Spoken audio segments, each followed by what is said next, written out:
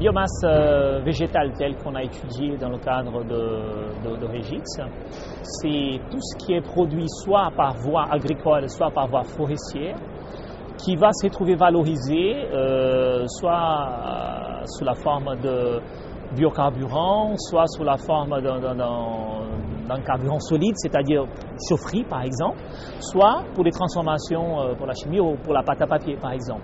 C'est tout ce qui est produit par voie végétale et qui a cette forme de valorisation. Le projet Régix, donc c'est un projet qui est divisé en 4 parties, mais il s'adresse essentiellement à donner un référentiel unique agricole et forestier en termes de potentiel vis-à-vis de la production de biocarburants de deuxième génération. Donc il y a une première partie qui est le recueil de données de tout ce qui est existant au niveau national ou international et la constitution d'une base de données organisée sous la forme d'un site, c'est le site Régix. Il y a un deuxième volet, ce sont les chantiers d'exploitation, c'est tout ce qui a été mis soit en culture, soit en exploitation exprès pour les besoins du projet, donc c'est tout ce qui est le terrain. Il y a une troisième partie, le troisième volet qui touche la qualité, c'est celle que j'ai présentée ici au colloque. Donc c'est la qualité de différentes biomasses, qu'elles soient d'origine agricole ou d'origine forestière, et l'impact de cette qualité, de ces différentes qualités sur les procédés de biocarburants de deuxième génération, qu'ils soient voie biochimique, c'est-à-dire essentiellement bioéthanol, ou thermochimique. Thermochimique, c'est tout ce qui touche la gazification. On va sortir un gaz après cette gazification qu'on va par la suite soit le convertir en biocarburant liquide, soit l'utiliser tant que biogaz. Et donc le projet Régix, c'est donner on va dire, non pas une photographie, mais un référentiel le plus exhaustif possible de ce qu'on produit en France en termes de quantité et de qualité pour ces procédés-là. Du côté de la qualité, Régix apporte des éléments très précis sur le potentiel d'une vingtaine d'espèces différentes pour qu'on puisse mettre à disposition des acteurs du procédé ces données. Il apporte aux producteurs également une connaissance sur sa matière première pour qu'ils puissent soit la valoriser sur le procédé adéquat, soit avoir des éléments de discussion au moment de contractualisation par exemple. L'apport du monde forestier, ou l'intégration du monde forestier dans ce panel de biomasse agroforestière, il se doit à l'arrivée de ce qu'on appelle la deuxième génération. La première génération, elle est essentiellement agricole. Et c'est pour ça qu'on a la tendance à penser uniquement agriculture pour le biocarburant. La deuxième génération, c'est la valorisation de la plante entière.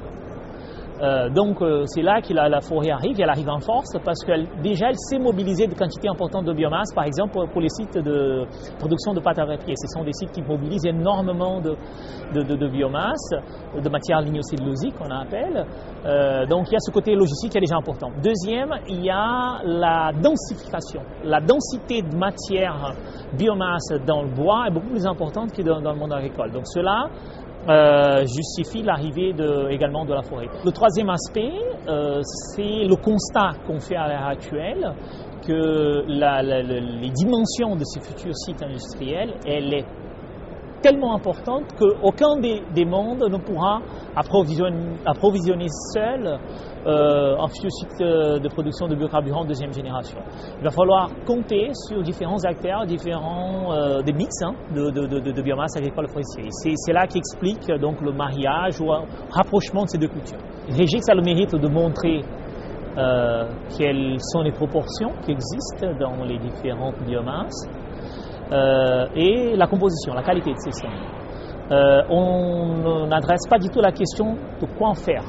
Il y a des pistes qu'on va dire classiques, donc il y a déjà des choses qui rentrent dans la composition du béton.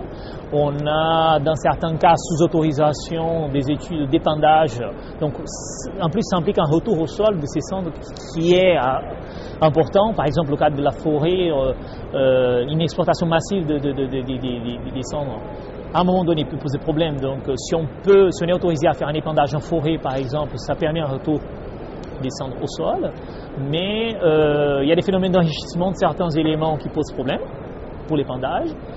également pour les valorisations, comme je vous ai dit, en cendres. On essaie à l'heure actuelle, il y a des projets un peu plus fondamentaux qui essaient de travailler sur le développement de produits à forte valeur ajoutée à partir des cendres, mais c'est la pureté des cendres au départ qui pose problème. Donc c'est une question qui est ouverte. Il y a des gens qui travaillent dessus, mais qu'aujourd'hui n'a pas encore les débouchés dont on aura besoin dans le futur.